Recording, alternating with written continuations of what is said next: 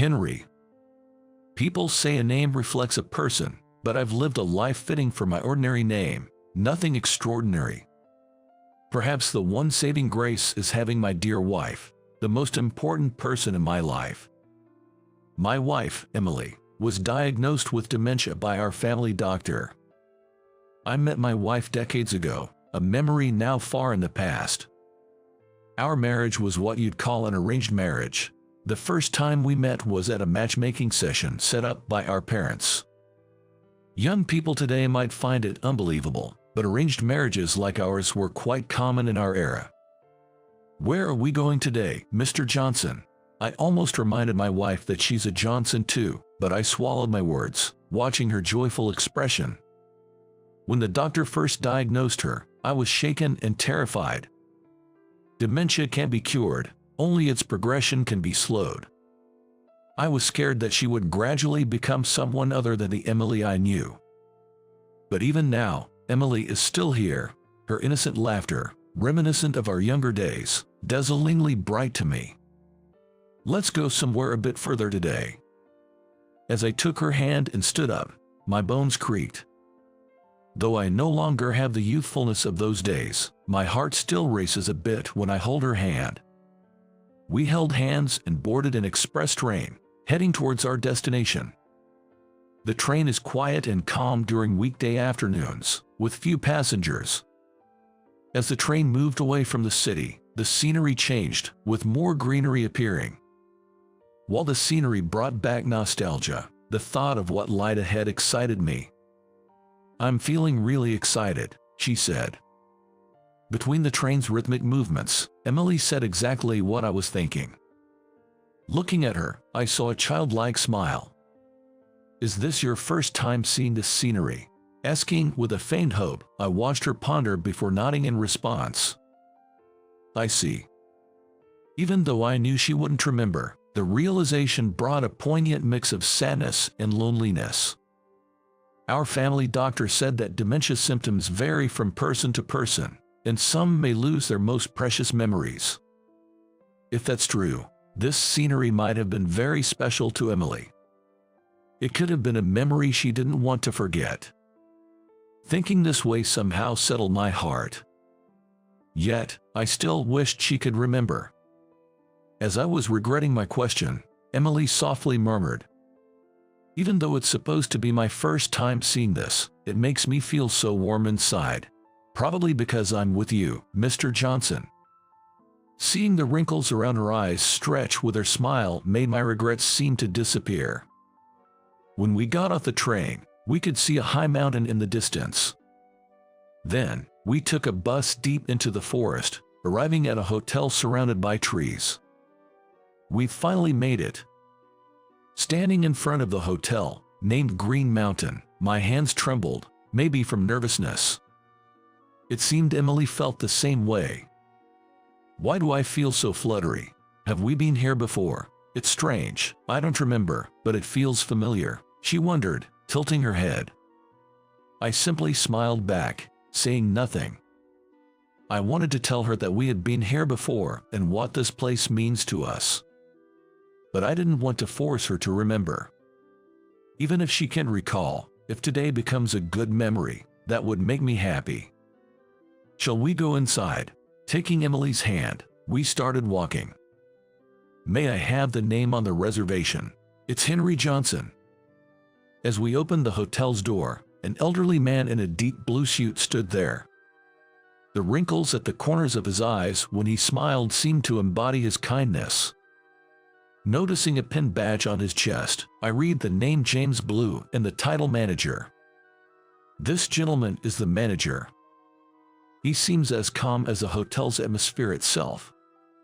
While I was lost in thought, the manager, Mr. Blue, let out a quiet sound, as if noticing something. Looking beside me, Emily seemed to not have heard him and maintained an indifferent expression. I wondered what that was about. For a moment, I was curious, but Mr. Blue soon returned to his smile, so I decided not to worry about it. "Everything is in order. Let me show you to your room," he said. We followed Mr. Blue. We were led to a room called Aurora, the most expensive room in the hotel. This room is lovely, Mr. Johnson. As we entered, there was a large window overlooking a courtyard. Emily rushed to the window. Her eyes sparkled as she gazed at the view. The courtyard was filled with a variety of blooming flowers, and it was clear from just a glance that they were well maintained. The garden was renowned for its breathtaking beauty. The hotel was designed so the courtyard was visible from everywhere, but this Aurora room reportedly offered the most beautiful view of the garden. A spacious, open French-style room with a fantastic view. I was glad we chose this room. The flowers are so beautiful, Emily commented. Emily has always loved flowers. I remember learning about this passion of hers during our matchmaking meeting. The garden at the place where our matchmaking was held was also quite beautiful. Back then, I knew only basic flower names like sunflowers and lilies, but she taught me about various others. I was so happy about that, so after several dates, when I decided to propose, I arranged for a bouquet of 100 roses at the restaurant in this hotel that had the stunning view we were seeing now. There was a scene like this in a movie I saw around that time, and thinking it was a great idea, I decided to emulate it. Will you marry me? As I presented the bouquet of 100 roses, Emily looked at me with wide eyes. Was that too cheesy? As I regained my composure, I suddenly felt embarrassed, my face probably as red as the roses at that moment. In an arranged marriage like ours, such a proposal wasn't typical. Emily, looking surprised and motionless, made me worry she thought I was odd, but then she softly laughed. Thank you, Henry. I've never received such a wonderful gift. Of course, I'll marry you. From that day, we officially became husband and wife. Thinking back to those times, I couldn't help but smile. Although our skin, the wrinkles on our hands, and our bent backs have changed a lot since then. But the feelings I had when I was with Emily remained the same. She was happily gazing out the window.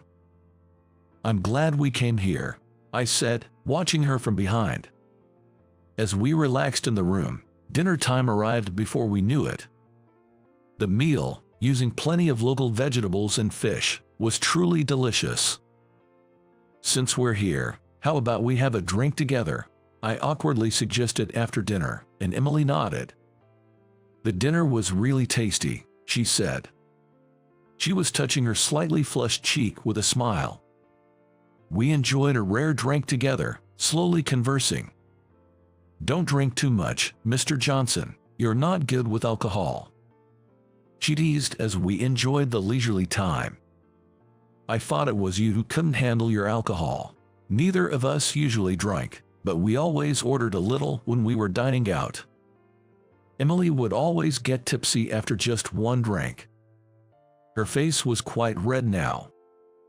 Probably she already felt the effects, but her response was unexpected. I get red-faced quickly when I drink, but that doesn't mean I'm weak, she claims. What, really? I was completely unaware of this. Surprised, I asked again, and Emily, a bit embarrassed, averted her gaze. I thought appearing weak with alcohol would make me look cuter. I was just pretending. Her words, like a petulant young girl, made me laugh out loud. I can never win against you, Emily, I said. We called it a night around 8 p.m. With the alcohol having worn off, Emily decided to use the open-air bath provided in the room. An open-air bath, Mr. Johnson. How wonderful. I smiled again, recalling her excitement as she reported to me before heading to the bath. I'm glad she's enjoying it, I said, taking a sip of warm tea, and sighed contentedly. This hotel was a famous, long-established place. Getting a reservation wasn't easy. But I wanted to stay here today, at this particular hotel. It had to be this hotel. I'm glad it's the same beautiful garden as back then. Even if Emily didn't remember, being able to show her the garden again was a joy for me. I took another sip of tea and glanced at my bag occasionally while leisurely waiting for her to return. The bath was wonderful. Emily said, returning relaxed from the bath. Well then, I guess I'll go now. Hey, Mr. Johnson, when you go to the bath, make sure to look up first, she said with a smile as I prepared my towel and underwear. Why's that? I wondered if there was some folk remedy about looking up before entering a bath for health benefits. Curious, I asked her back, but Emily just smiled and didn't answer. Just make sure you look up first. It'll definitely make the bath more enjoyable, she insisted. Compelled by her words, I entered the open-air bath alone. This is amazing. As instructed, I looked up and immediately understood what Emily meant. The open space, the faint sound of crickets, but most thrilling was the star-filled sky visible through the gaps in the trees. Emily must have been referring to this starry sky. Such a sight was impossible to see in our town. Submerged up to my shoulders in the bath, I let out a sigh. Indeed, every part of this place is beautiful. Welcome back, Mr. Johnson. Returning to the room, I found Emily gazing out the window, sipping tea. It was really beautiful. I knew you'd like it, she said. Her face was lit up like a child who had succeeded in a prank. She's always loved beautiful things, unchanged since the past. Spending time like this reminded me of when we first met, and also how long we've been together, which felt wonderful. What should I make of this day? What would make Emily happy? I have been thinking about this for our wedding anniversary. Would you spend the rest of your life with me? I took out a small black box from my bag. Inside was something I couldn't afford to give Emily on the day we vowed to marry. I've lived an ordinary life, much like my name suggests. A regular office worker at a general company. My salary was average, and as a young man, it was all I could do to make ends meet. That's why, even at such an important moment as my proposal, I couldn't afford to buy Emily a ring, and the roses were the best I could do. But still, she chose me. I don't need such things to be with you, she said with gentle words, staying with me all these years.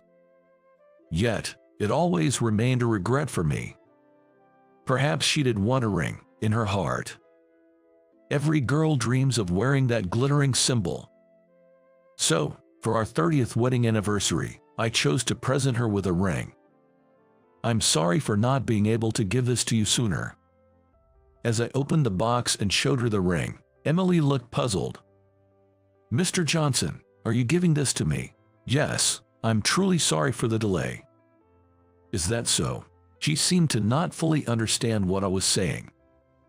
Emily gazed at the ring, tilting her head slightly. It's beautiful. I took the ring out of the black box and slid it onto a ring finger. Then, Emily raised her hand, admiring the ring with a mesmerized look. Emily. What is it? She turned her happy face towards me as I called her name. I took out something else from my bag and presented it to her. It was a single rose. I might not be able to prepare a grand gesture like 100 roses anymore, but this one carried all my feelings. I thought the rose might seem underwhelming after the ring.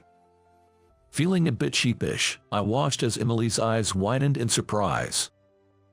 Thank you, Henry. I've never received such a happy present, she said. I was startled when she called me by my first name. Since her illness, she had always referred to me by my last name. Emily looked at me steadily and gently grasped my hand. You even prepared a ring for me, such an expensive item. It must have been hard, right? But you know, I'm happy just being by your side, just being with you, she said, her eyes brimming with tears. Seeing her like that made me tear up too. I really can't match up to you, Emily. As I smiled softly, we both realized our tears were falling at the same time, and we ended up chuckling together.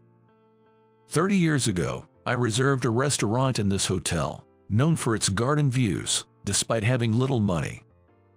I wanted to stay in this Aurora room but could only afford the restaurant. Though I couldn't afford a ring, I prepared 100 roses instead. I want to surprise her after dinner, I said. Understood. What a lovely surprise. The staff had agreed to my whims, and the day before, I had secretly left the 100 roses at the hotel. Looking back, they were very kind to a mere diner like me. It was an arranged marriage, and at that time, we had only met a month ago. But I was desperate to see Emily's happy face. She probably doesn't remember any of it now. Yet, she reacted to the proposal with the same words and expression as back then. I love you, Henry. I was so glad we could be here today, together in this place. The next morning, we strolled slowly down the hotel's corridor, wrapped in birdsong and sunrise. Mr. Johnson, it was so much fun. This will be a wonderful memory. She was smiling like a child as we walked side by side. Mr. Blue, the manager, greeted us warmly at the reception. Good morning, Mr. Johnson. After exchanging greetings and processing our checkout, Mr. Blue suddenly paused. Oh, I heard Mr. Blue make a sound as if he had just realized something. Wondering what it was, I noticed him deepening his smile. Such a beautiful ring, and a lovely flower, he said. Those words were directed at Emily, who was standing beside me. Following Mr. Blue's gaze, I saw she was holding a single rose, treasured in her hand. You're the couple from the rose bouquet incident, aren't you? No way. I was surprised to hear a familiar term, and Mr. Blue quietly nodded in confirmation. 30 years ago, you both visited our restaurant, right? I was the one who took care of the 100 roses for you.